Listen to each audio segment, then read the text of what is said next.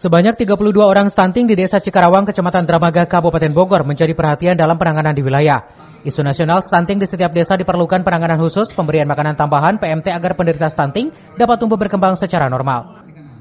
Namun pemerintah Desa Cikarawang melalui rembuk stunting di tahun 2024 akan turun langsung dan cross-check ke posyandu maupun wilayah. Pasalnya jumlah tersebut akan dianggarkan melalui dana desa dari jumlah 32 orang selama 1 tahun. Dari jumlah 32 orang, Pemda Cikarawang dan Kecamatan Dramaga akan cross-check dan memastikan jumlah stunting dan memverifikasi kembali penyebab bayi terkena stunting.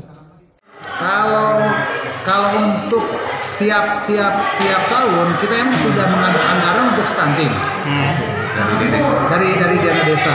Itu kan kalau dulu itu kita dipukul rata. Apakah satu posyandu itu 100.000, 200.000 atau 300.000.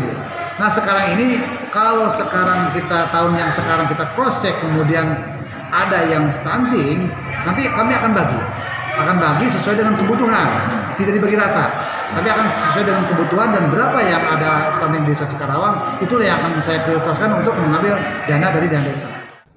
Lebih lanjut dikatakan Sabturi Wijaya, jumlah 32 stunting ini dikeluarkan dari Puskesmas Cangkurawak, tentunya dalam penanganan Pemda Cikarawang akan kembali cross-check ke wilayah maupun posyandu.